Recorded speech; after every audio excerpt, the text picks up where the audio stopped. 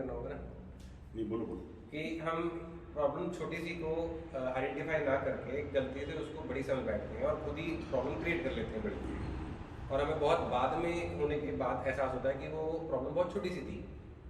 उस वक्त जब प्रॉब्लम क्रिएट होती है तब हम जज नहीं कर पाते कि प्रॉब्लम तो बहुत छोटी है, हमें लगती है बहुत बड़ी, और हम उसमें पैनिक में आ जाते हैं।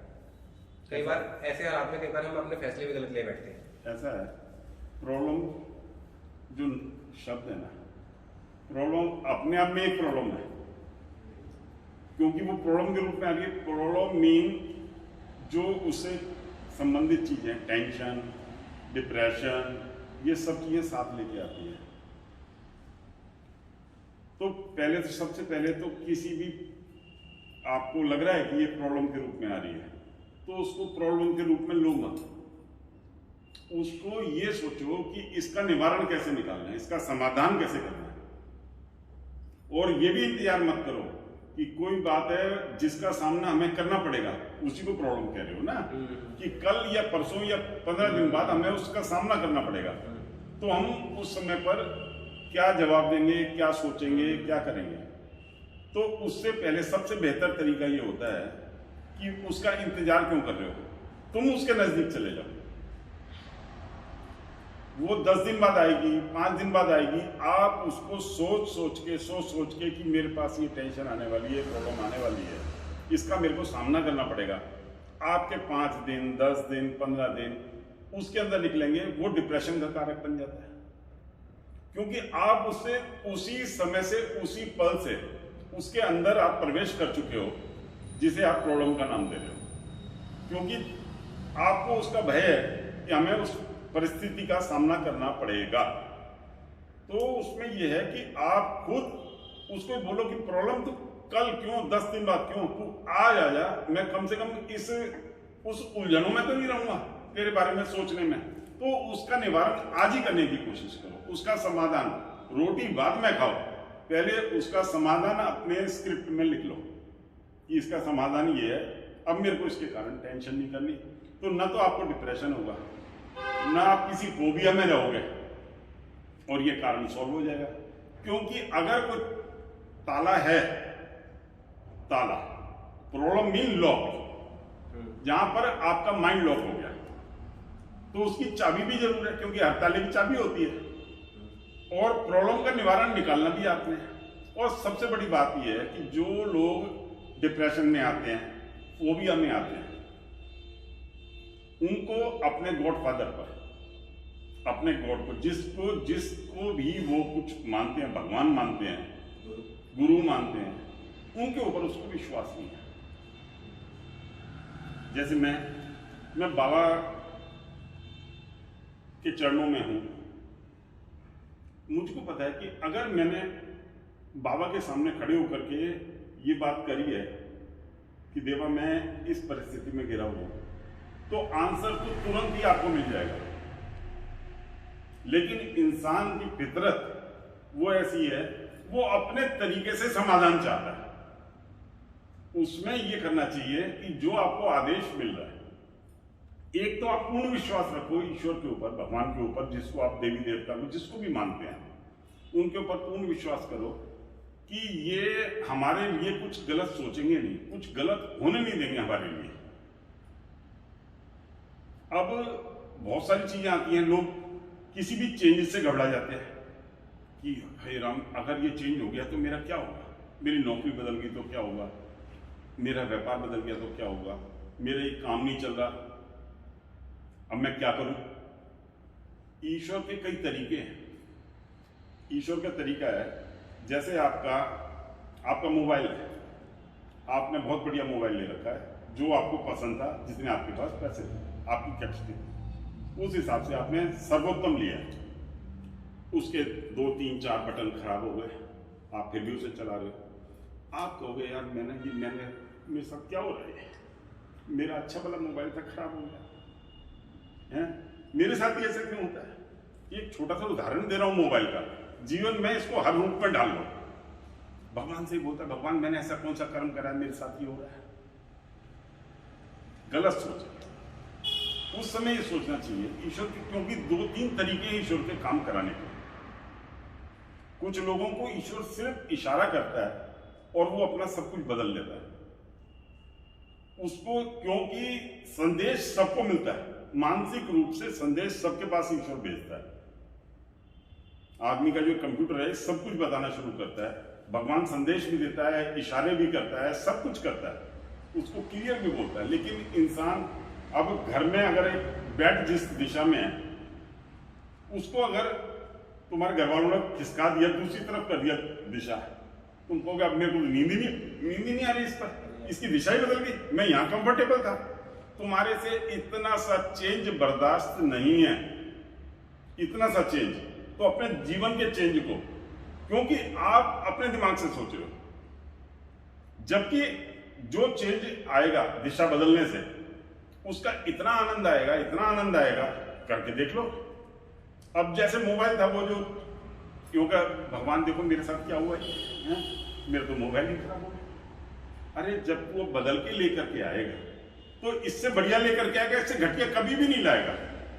तो ईश्वर का दूसरा तरीका ये है कि वो उस चीज को खराब कर देगा। जैसे व्यापार में, व्यापार बदलने का समय आएगा, व्यापार के अंदर यूं का काम नहीं है, दिक्कतें आ रही हैं, यूं को भाई ये समय है चेंज का, ये समय है बदल डालो, mode of working change, mode of working, काम करने का तरीका बदलो। हो सकता है आप गलत तरीके से काम कर रहे हो, उस काम करने के तरीकों को बदलो। अपने व्यापार में कुछ और ऐड ऑन करो, आप बोर हो गए एक चीज से, उसके अंदर और ऐड ऑन करो, कुछ और चेंज लाओ। चेंज प्रकृति का सबसे सुंदर नियम है, सबसे सुंदर नियम है। बिहार में बाढ़ आ जाती है, कहीं भी बाढ़ आ जाती है, लोग सोचते हैं कि हम तो बर्बाद हो गए, फसल सारी खराब हो जाती है। ईश्वर के, मैंने बोला ना, कई तरीके देने के, समझाने के, चेंज लाने के, लेकिन उस समय की तो फसल खराब हो गई, वो हुआ छोटा नुकसान। लेकिन उसके बाद अगले 10 फसल उसकी इतनी बढ़िया आती है, इतनी बढ़िया आती है कि उसकी सारी कमी पूरी हो जाती है।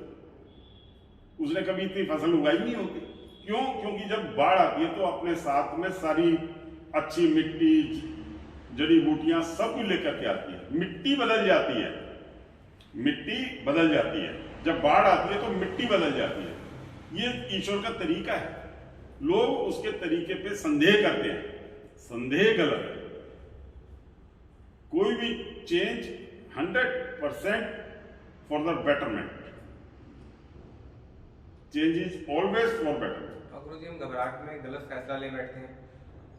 गलत और सही की परिभाषा तो बड़ी अजीब है। जब हम घबरा जाते हैं फैसला गलत कर लेते हैं। गलत और सही की परिभाषा हर एक के लिए अलग अलग है, किसके लिए क्या गलत, किसके लिए क्या सही। तो इन उलझनों में मत रहो।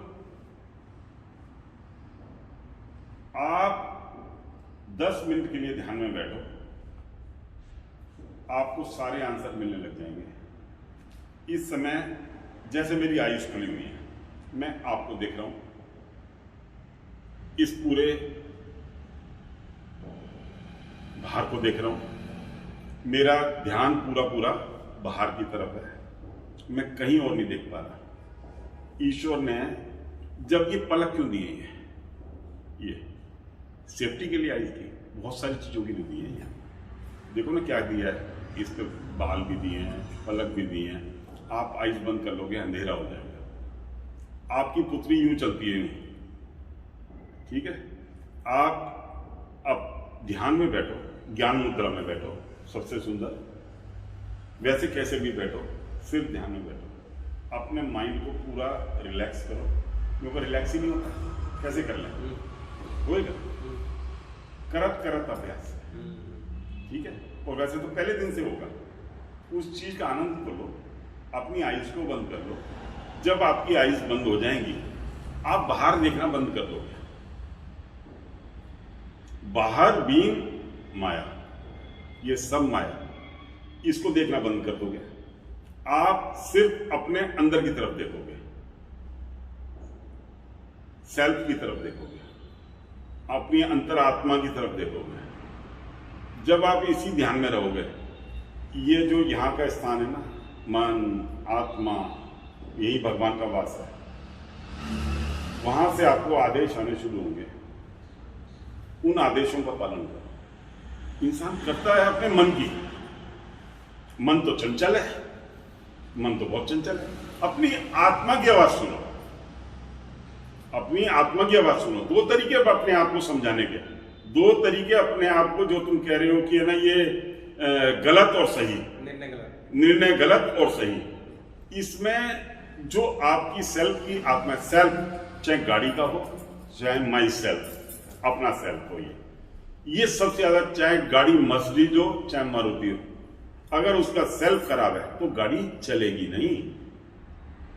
उसका कोई मायने नहीं रखेगा कि आपके पास S class C class Merc है, या वो अगर सेल्फ नहीं लग रहा तो गाड़ी चलेगी नहीं, वो बेकार है, वो कहीं आपको मंजिल तक पहुंचा नहीं सकती। एक एक शब्द पे गौर करो। अगर आपका सेल्फ नहीं लग रहा, आपका सेल्फ खराब है, आपका सेल्फ काम नहीं कर रहा, तो चाहे आपकी मर्क सी क्लास हो, एस क्लास हो, कोई सी भी हो, कोई सी भी गाड़ी हो, वो आपके लिए बेकार है। आपको अपने टारगेट पे, आपको जहां पहुंचना है वहां तक पहुंचाने के काबिल नहीं है। आपकी छोटी सी गाड़ी है, उसका सेल्फ बहुत अच्छा है, सेल्फ लग रहा है ना, एक सेल्फ में स्टार्ट हो रही है, तो आप कहीं भी चले जाओगे। तो सबसे ज्यादा मैंने क्या करा, सेल्फ। फर्स्ट स्टेज जो होती है आदमी की, वो सेल्फ होता है। दूसरों पर आरोप लगा देगा, ये कर लेगा, तू सेल्फ को ठीक कर ले, तू सेल्फ को ठीक कर ले, सारा समाज सब कुछ सही मिलेगा।